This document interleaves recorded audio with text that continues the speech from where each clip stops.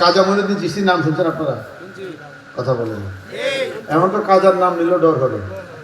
কাজার স্মরণে কত সেজদা পরে চরণে, গাঞ্জা খায়া নাচতে নাচতে রয় না কিছু পরনে। কথা বলে। কাজার নামে গান আসেনি? আমি গেছিলাম এইদিকে মাহফিলে, রাস্তার মধ্যে দেখি এক লাল ডেক, লাল ডেক মনে রাখছে। তো জিগাইলাম, এই এনে লাল ডেক কি করে? মাসে একদিন কাজার নামে জবাই হয়।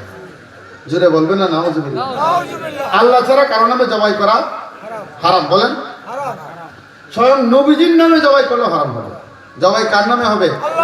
পরে আমি একটা নাম বানাইছি, এটা কইতাম নি, কইলাই আয়া আয়া খা, খায়া খায়া যা। কথা বলে না, আয়া আয়া কি করে? খায়া খায়া খা যা, খা যা, এটা হলো এই খাজা। আর আমি যার কথা বলতেছি কাজা মঈনুদ্দিন চিশতি রহমাতুল্লাহ আলাইহি।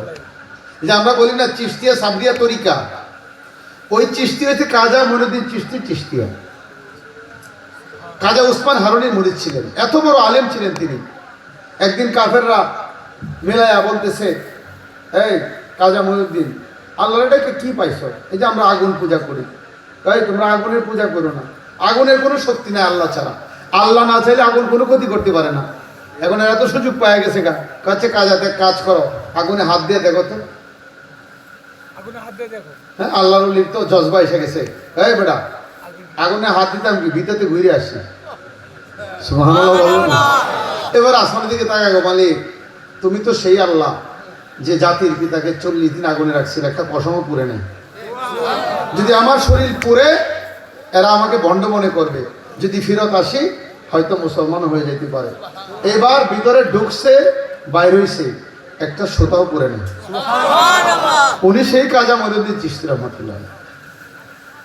আমি যেটা বলতেছিলাম যে আল্লাহর হয়ে গেলে লাভটা কি, উদাহরণটা দিতেছি আর কি। কাজা মঈনুদ্দিন চিশতি রহমাতুল্লাহ আলাইহি ভারতবর্ষে ইসলামের দাওয়াত দিচ্ছেন। কিসের দাওয়াত? দলে দলে হিন্দু মুসলমান হইতেছে। হিন্দু কি হইতেছে? 7 লক্ষ হিন্দু ওনার হাত ধরে মুসলমান হয়েছে। জোরে বলেন সুবহানাল্লাহ। কয় লাখ হিন্দু? 7 লাখ হিন্দু। কাজা মঈনুদ্দিন চিশতি এই দাওয়াত দেখা, তখনকার বাদশা ছিল ভারতের পৃথ্বীরাজ, হিন্দু রাজা। কি নাম? পৃথ্বীরাজ বলতেছে, এই কাজা যেভাবে মুসলমান বানানো শুরু করছে, ভারতে তো হিন্দু খুঁজে পাওয়া যেত না, সব কি হয়ে যাবো গা, ওরে গ্রেফতার করো। 10 জন পুলিশ পাঠাইছে। কয়জন? 10 জন।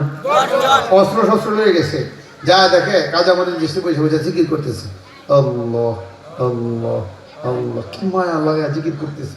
এরা যায় বলে, এই কাজা তোমাকে গ্রেফতার করতে আসছি। ও বাবারা, আমার জিকিরটা শেষ হোক, একটু বসো। জিকিরটা শেষ একটু কি করো। এই 10 জন মাটিতে বসছে, মাটি চাপ দিয়ে ধরে লেছে, যাও এবার গ্রেফতার করো। মাটি চাপ দিয়ে কি করছে, কি বুঝেন অবস্থা, টেনশনে মাথা ঠিক আছে নি? হ্যাঁ, উঠতে তো আর পারে না। 1 ঘন্টা পার হয়ে গেছে, কাজা মঈনুদ্দিন জিকির করে, হেরা বসে বসে মাথা লাগে, আল্লাহ আল্লাহ। কারণ জিকির এমন এক ইবাদত, এটা আরেকজনে করলে শুনলে নিজের মধ্যে ঢেউ আসে। আমি এখন জিকির শুরু করবো, 30 সেকেন্ডের ভিতরে সবার মাথা লড়তে থাকবে। বাস্তব না বাস্তব? আর পৃথ্বীরাজ বলে, কিরে এরা কোনো মারামারি করে বাকি গেছে, আরো 20 জন যা, যা গ্রেফতার করে নি, এখনই নিয়ে আইবি। এই 20 জন যায় দেখে আগের 10 জন বসে বসে কি করে, জিকির করতেছে। এই তোরা এমন কি বসে রয়েছিস কেন? না করে, হ্যাঁ না করে স্কুল লেগে, এই কাজা মঈনুদ্দিন তোমার গ্রেফতার করতে আসছি। ও বাবা, এরাও আসছিল, বসছে, তোমরাও একটু বসো, জিকিরটা শেষ করে নি। এখন কয়জন বসে?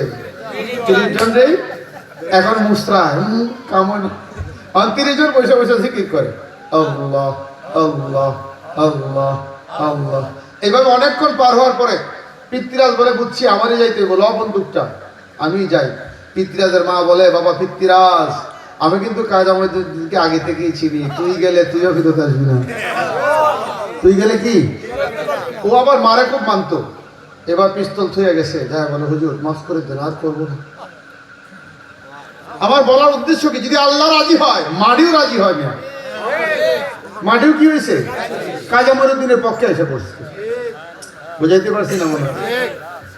যখন আতাউল্লাহ বুখারী রহমাতুল্লাহকে গ্রেফতার করা হলো তুরস্কে, গ্রেফতার করার পরে তাদের জেলখানায় নিয়েছে। একটা পাগলা কুত্তা পাঠাইছে। কি পাঠাইছে? পাগলা কুকুর পাঠাইছে। এটা ছাইরে দাও, এটা ছিঁড়ে খায়া ফেলাক, বলে নাউজুবিল্লাহ। ছাইরে তুই আয়সা করছে। 1 ঘন্টা পরে বলে যাও গিয়া দেখো কি অবস্থা, যায় দেখো। তো সৈনিকরা যায় দেখে আতাউল্লাহ বুখারী সাজদায় পড়ে রয়েছে, সাথে কুত্তাও সাজদায় পড়ে রয়েছে। বুঝি নাই তো কারে আপন করবো, এটাই বুঝি নাই। যারে নিজের কলিজায় জায়গা দেওয়া যায় তারে জায়গা না দিয়ে অন্য কিছু